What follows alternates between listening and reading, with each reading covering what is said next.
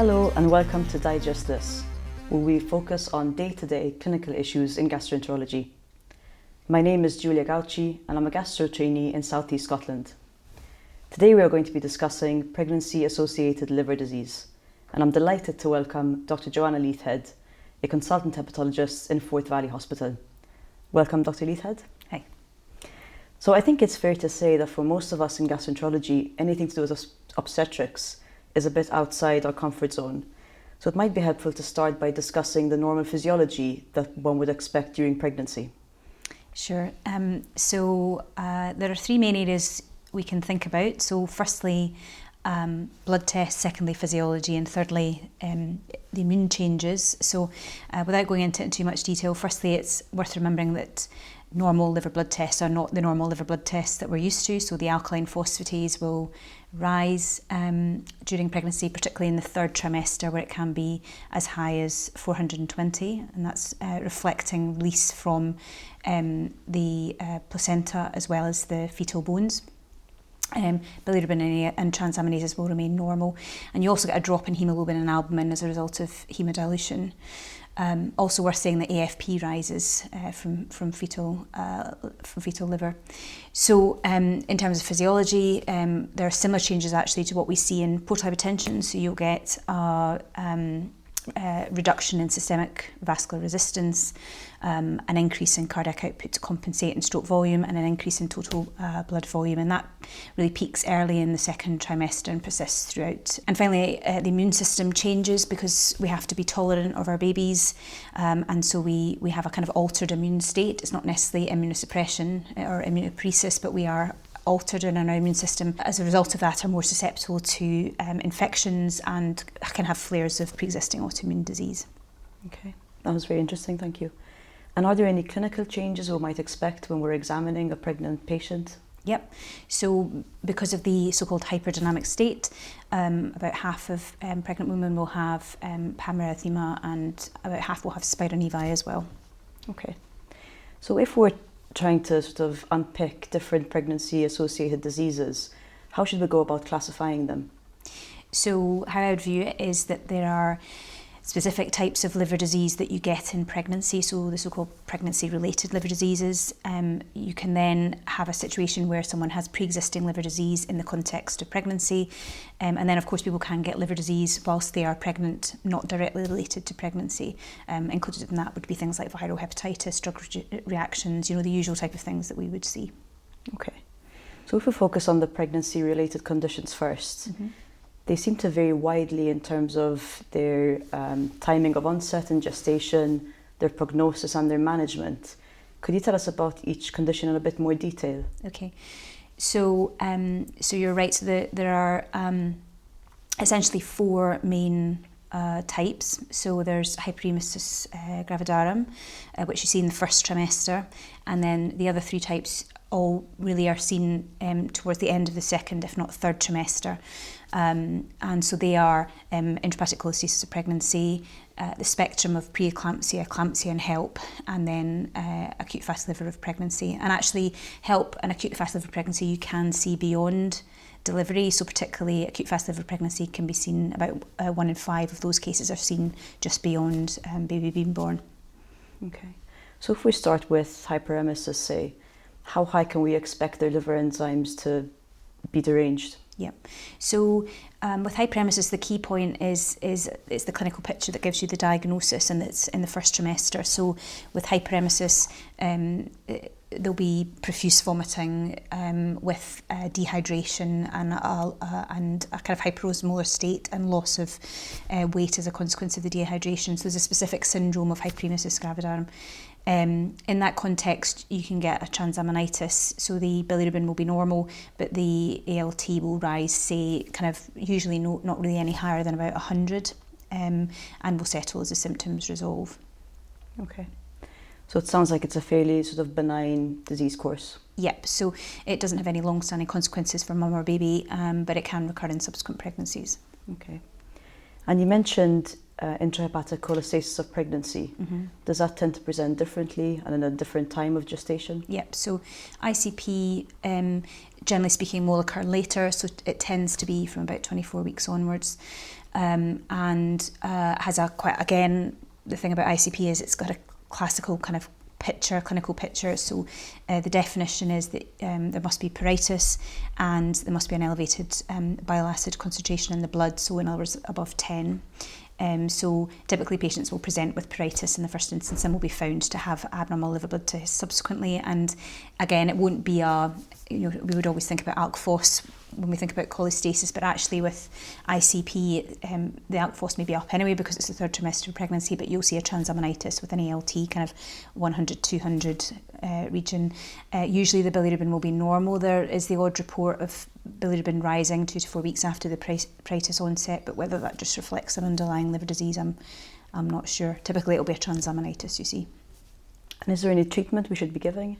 Yep, so for ICP it's ursodeoxycholic acid, similar dose to what you use in PBC, so 10 to 15 milligrams per kilogram. In a proportion of those patients who receive that, they will not get relief, and in that situation you can add in rifampicin, which can improve symptoms in a further third of those who have refractory symptoms. Cholestyramine is talked about but doesn't really have much beneficial effect in terms of symptoms, and so it's not something I tend to use. What can be helpful for mums is emollients, actually, that can really help with the pruritus as well. Generally speaking, ICP again is not necessarily as concerning as some of the pregnancy-related liver diseases, but in itself it does have clinical consequences and concerns. So in particular, ICP is linked with prematurity and fetal distress and death. So for that reason, with ICP, there does have to be specialist input, specialist MDT discussion, and sometimes patients have an early delivery if mothers are considered to be, if this clinical situation is considered to be quite high risk. But there's no cut or dry, right or wrong answer to when and if they should have an early delivery or not, but certainly it's something that should be discussed. Are there any specific markers we should be testing for to guide when a patient should be flagged up for early delivery?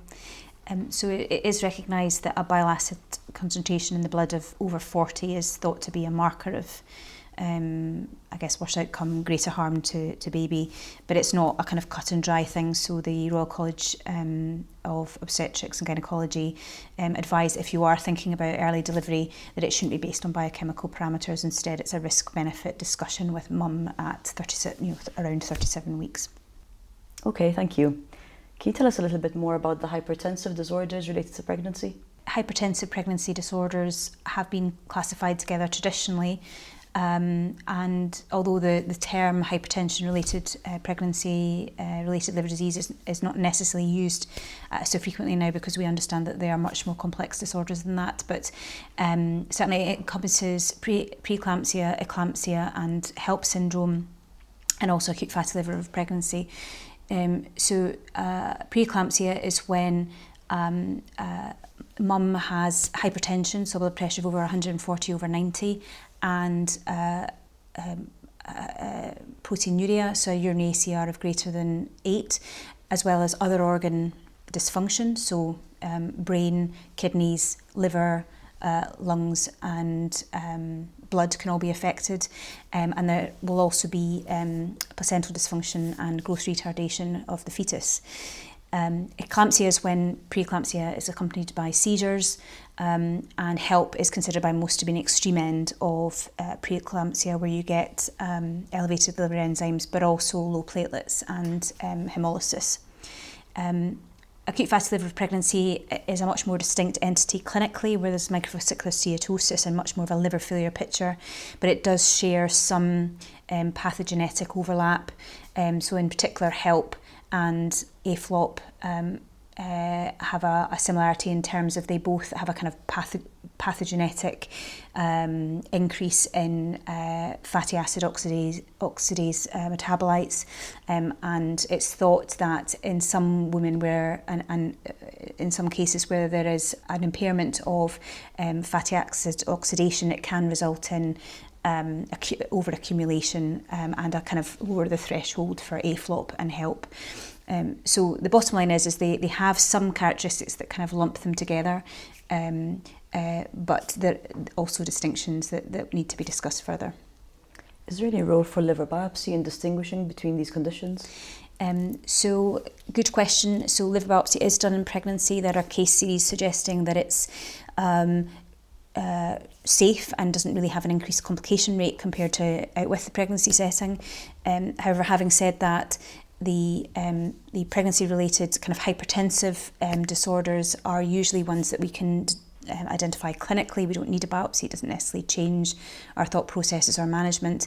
And I would say that biopsies should never be considered without risk. And, you know, I have been involved in cases where people have bled from biopsies, and also one case when a lady was pregnant. So it should be considered carefully and is really only of use, for example, in the transplant setting where you have a differential that you have to narrow down.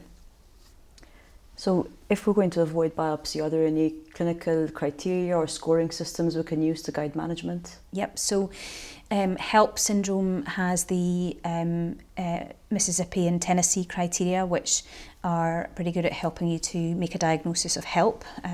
So for example, the Tennessee criteria involves AST, LDH and platelets. And acute fatty liver of pregnancy has a Swansea criteria, which is thought to be pretty specific at characterising AFLOP. And are there any specific indications for early delivery?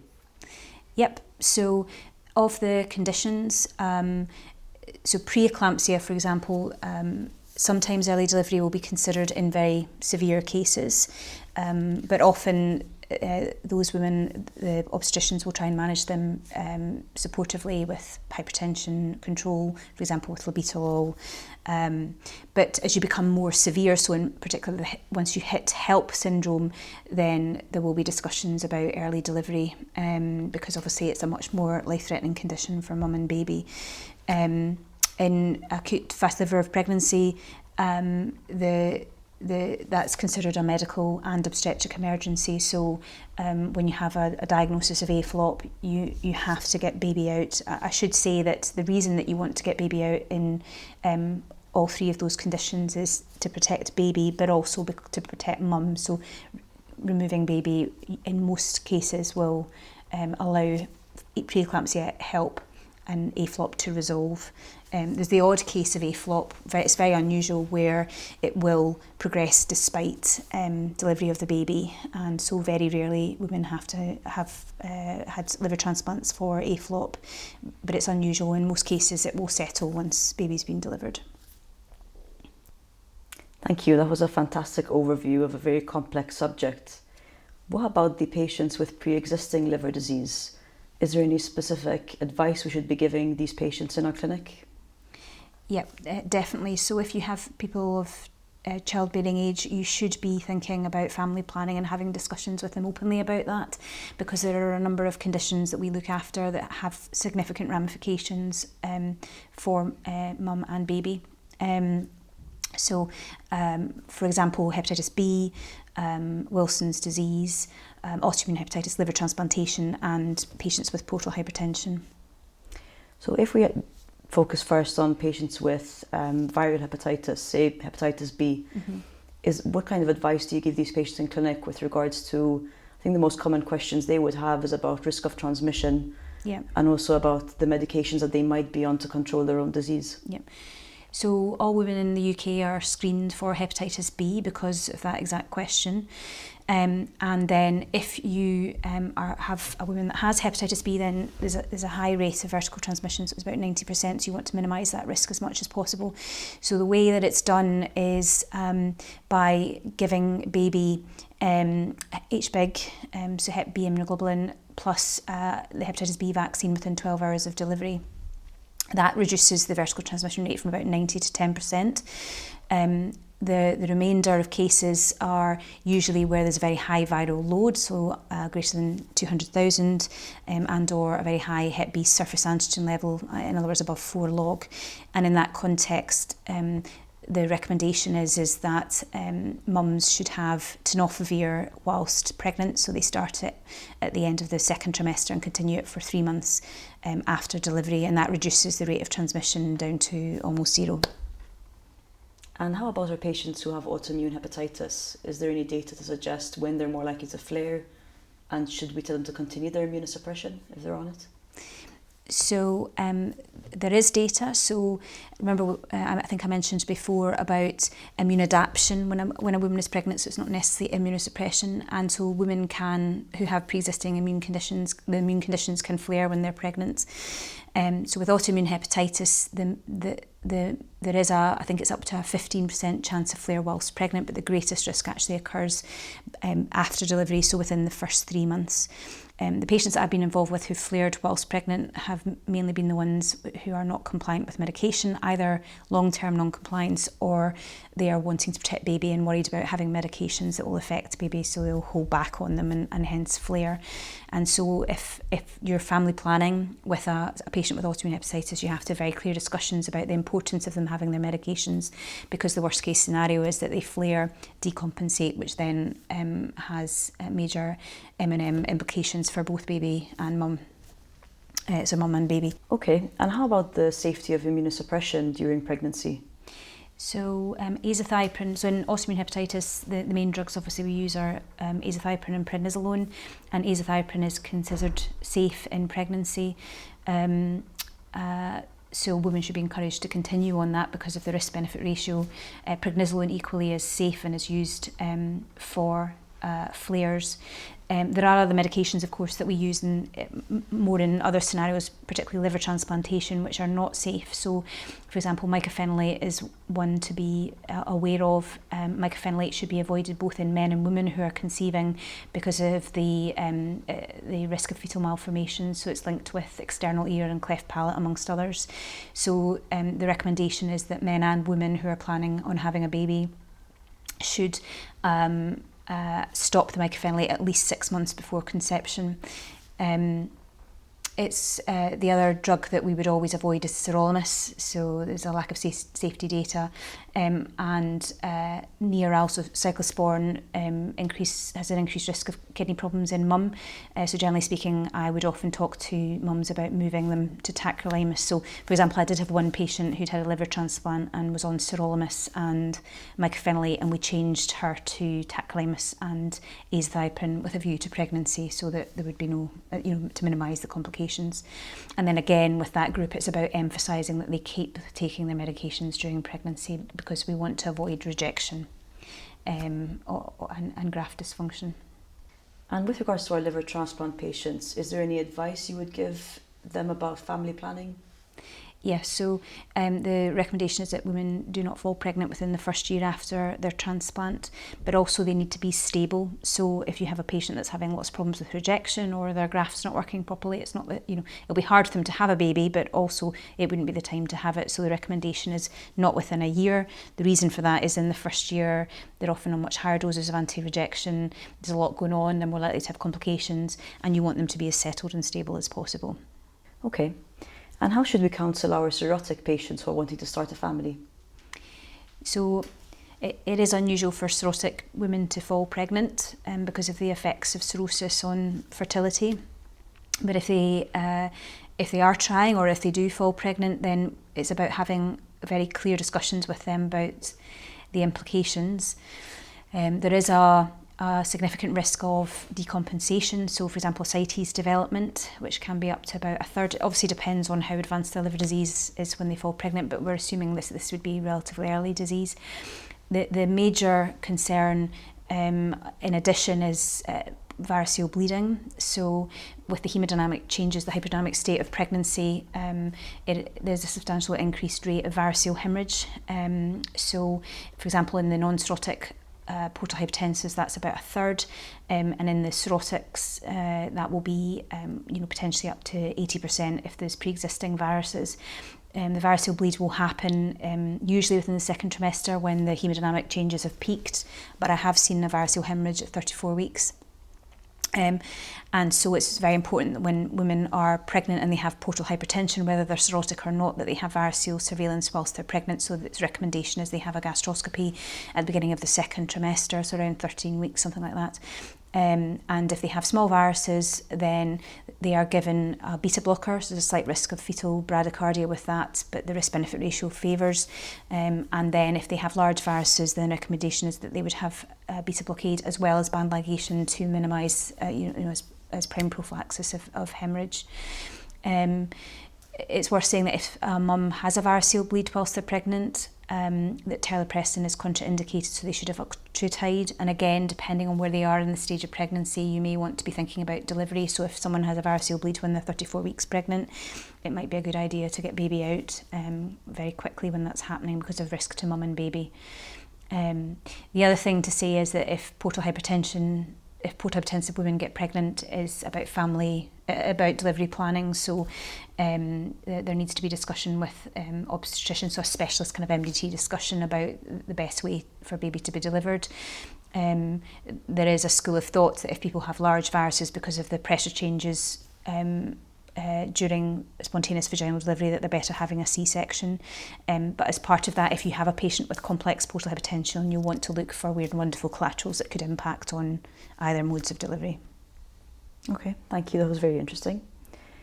And finally, do you have any top tips for the management of liver disease in pregnancy? Top tips.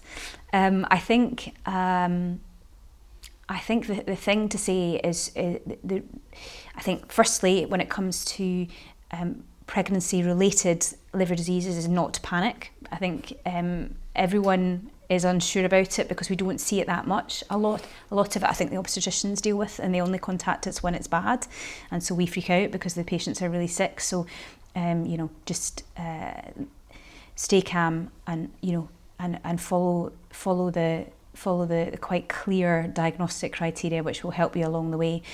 And then the second thing is in the chronics is always to think about the patients who have liver disease who are trying to get pregnant. It's about family planning and making sure that there's a really clear plan that encourages women to take their medications and think about the risk-benefit ratio of pregnancy and its options. Okay, thank you very much. I think the only thing left to do is to thank you for your time, Dr. Leithead, and to thank you for watching Digest This.